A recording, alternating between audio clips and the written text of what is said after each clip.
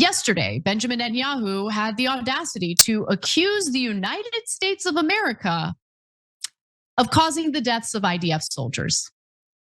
Yeah, that's where we're at.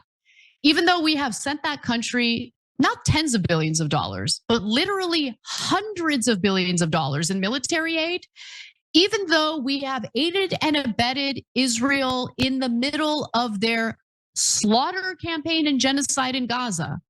And in that case, we're talking about tens of billions of additional dollars so they can buy weapons and carry out these atrocities. None of that matters, because here you have the Prime Minister of Israel saying IDF soldiers died because of the United States. We can play this game. We can play the game of how many American soldiers died fighting wars on behalf of Israel. You want to play that game? But anyway, let's get to the details and what he had to say. We're going to show you the video first. Usually when he is giving a press conference or making a statement in Hebrew, it's because he doesn't want Americans to know what he's saying. So you're going to hear this in Hebrew with some subtitles. For the audio version of the show, or the audio audience, I should say, I'm going to read a transcript of it when we come back. So take a look. ופשוט בשלב מסוים לא היה לנו מספיק תחמושת. ואנשים נפלו, גיבורים נפלו. חלק מאובדן התחמושת הזה היה גם כתוצאה מאמברגו. ואני גמרתי אומר שלא נגיע למצב הזה יותר. שאנחנו חייבים שתהיה לנו תעשיית נשק רובוסטית ועצמאית ככל האפשר. אגב, המצב הזה של האמברגו השתנה עד לבלי הכר, עם כניסת הממשל של הנשיא טראמפ. So again, for those who are listening to the show as opposed to watching it, I'll read a transcript of what he said. Quote, "We paid a very heavy price in the war. Part of it is that at a certain point, we simply didn't have enough ammunition and people fell. Heroes fell." The heroes he's talking about are the IDF soldiers who have been slaughtering children, by the way. Part of the loss of ammunition was also a result of the embargo. He did not say how many soldiers were allegedly killed or exactly when and where, but he specified that this occurred in situations where after the Air Force and artillery had tackled certain war zones, soldiers were battling remaining terrorists in and around booby-trapped buildings. He noted that this alleged embargo ended when President Trump took over, when his administration came into power. And he went on to say that, quote, "He has prioritized establishing a robust domestic army industry for maximal independence so we don't run out of weapons or ammunition." Is that why Netanyahu is trying to get the United States to sign on to a 20-year memorandum of understanding? That's a fancy way of referring to the military aid deal that Israel is trying to get the United States to agree to, in which American taxpayers who live in a country that's drowning in $38 trillion in debt takes out more debt in order to fund Israel's expansionist military project. Yeah, that's what he's referring to. So what the hell is he also talking about here? Well, Biden paused delivery of 1,800-pound and 2,000-pound bombs, briefly, by the way, and it actually had no impact, and I'll tell you why in a minute. He also paused 1,000. Okay, my bad. So he paused 1,800 of the 2,000-pound bombs and 1,700 500-pound bombs for the IDF, and this was in the spring of 2024. Now, why did he do that? It might have been because of the fact that Israel was intentionally killing innocent civilians, and it wasn't a good look for the United States. So the Biden administration wanted to give the appearance that they were trying to rein in the Israelis a little. Now, was that actually the case? Hold, I'm gonna give you the details, but first, Joe Biden at the time told CNN, civilians have been killed in Gaza as a consequence of those bombs and other ways in which they go after population centers. That's what as Netanyahu likes to call them, heroes of the IDF were doing. They were specifically telling Palestinians to leave their homes, evacuate immediately. And then as they were going to the areas in which they were supposed to be safe, Israel would proceed to bomb the safe zones, to cause maximum damage, kill as many people as possible. That was the goal. And Biden realized that, which he had no problem with, by the way. Biden did not have a problem with that.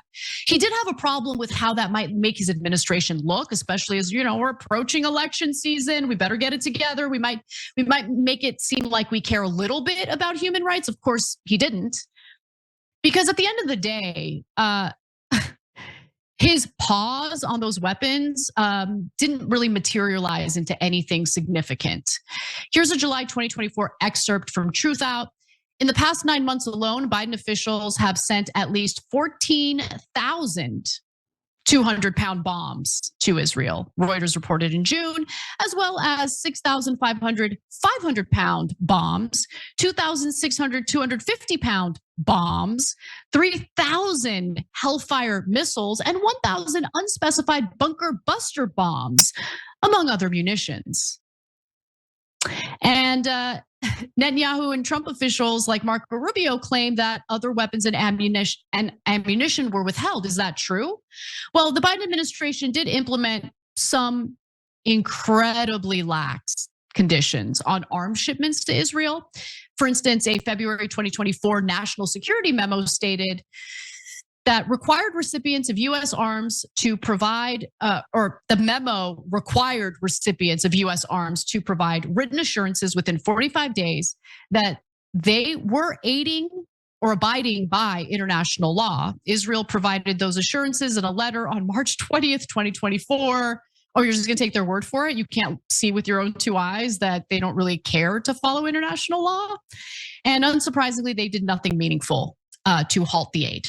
So in fact, in 2024, US military aid to Israel soared to its highest level in decades, thanks to supplemental packages that were greenlit by Biden.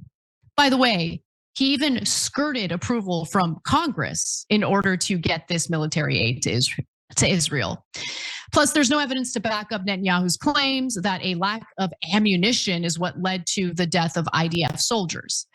According to the Times of Israel, there were reports during the Gaza genocide of ammunition shortages, but the IDF consistently played down the significance of the issue. By the way, we're talking about the IDF, which is a military that's backed by a military superpower, the United States. Endless weaponry for the IDF. Make no mistake about it. IDF is also a formal military. They were bombing and killing people who were unarmed. Most of the people they've killed are civilians. And Hamas doesn't have a military. Just think about the asymmetrical nature of all of this. And for Netanyahu to stand there and say, we didn't have enough bombs, it's amazing, man. It really is amazing stuff. So there is more here.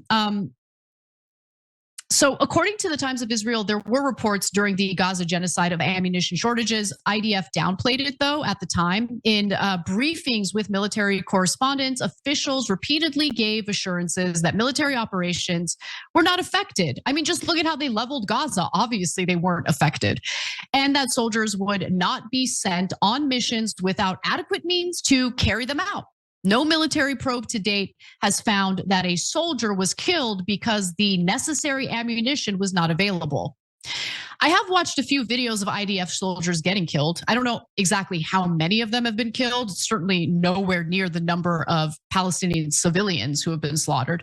But putting that aside, some of the videos that I watched featured like a Hamas militant, honestly, shockingly grabbing munitions that hadn't exploded, and then ambushing IDF tanks with their own munitions. So Anyway, it's also notable that less than 2 weeks ago, Netanyahu gave a completely different reason for why soldiers were killed in booby-trapped houses in Gaza. This is during an interview with The Economist. If you can stomach it, let's watch. The liberal democracies that fought the battles from World War II to Afghanistan to Iraq and so on, the ratio of combatants to non-combatants killed was 6-1, 7-1. In Gaza, because Hamas was forcing people to stay in urban areas at gunpoint, the ratio is about 1.5-1. And we lost a lot of soldiers because we didn't carpet bomb. We didn't do it. We didn't do. People have different ratios as well. I'm telling you, you don't actually, but that's not the point. It certainly wasn't 6-1 or 7-1, and we certainly didn't carpet bomb, which we could have done right away.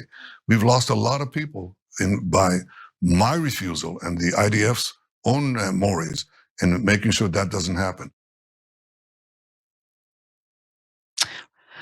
I have never encountered any human being that I have wished ill upon more than Benjamin Netanyahu. All right, I'm going to hold back and be a professional. So he's blaming Biden while speaking in Hebrew,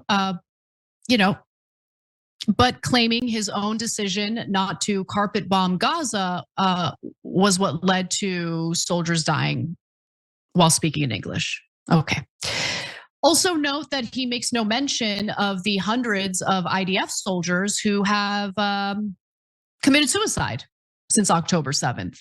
And we don't know the exact numbers, at least the most recent numbers. The last time any reporting on this has been done was in October of last year. But here's what we know. We know that up to October of last year, 279 IDF soldiers tried to commit suicide. 78% of them were combat soldiers, AKA baby killers. And so luckily, some people have a conscience and they realize it's wrong. And they will refuse to do any IDF service as a result. Like they'll pull out, they're like, I'm not doing this anymore. And they'll suffer consequences for that, by the way. I think that's the right way to do it. Other IDF soldiers, the ones who have a conscience and unfortunately had to carry out and see the bloodshed in Gaza, have taken their own lives. So 78% of them, again, were combat soldiers. Around 58 soldiers died by suicide. That was confirmed between October 2023 and October 2025. No mention of that from Netanyahu. Maybe they should have done carpet bombing. I'm sure that would have done wonders for these IDF soldiers. Now, in response to Netanyahu's unbelievable attack, former officials are boasting about just how much we helped Israel carry out a genocide under Biden's administration. So Democrats should feel real proud about that, I guess. Former senior Biden advisor Amos Hochstein, for example, is livid about Bibi's comments. He told Axios's Barak Ravid, Netanyahu is both not telling the truth and ungrateful to a president that literally saved Israel at its most vulnerable moment. Saved Israel? Israel's got nuclear weapons. Israel's got nuclear weapons, saved Israel.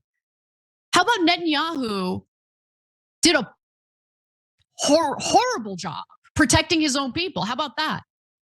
How about the IDF took literally hours to respond on October 7th? How about that? How about the tens of thousands of Israelis who keep taking to the streets because they demand a formal investigation into Netanyahu that he refuses, by the way? How about we talk about that? But anyway, he later on posted on X, and we're talking about Amos Hochstein still. Let me be clear to journalists commenting, after more than $20 billion military support, largest in Israeli history, 2 aircraft carriers rushed to the region, deterring a massive regional war, defeating Iran missile/drone attacks, ×2, defending Israel at most vulnerable moments, after saving countless lives of Israelis. Only acceptable response to the president of the United States, Biden, and the American people is thank you. Honestly, Amos, I think the only appropriate response to Israel and Netanyahu in particular is kick rocks, you can kiss my ass. No more support for you. But we would never have that because our country is occupied by Israel. So fellow top Biden aide Brett McGurk was also clear about Biden's devotion to Israel. Vomitous.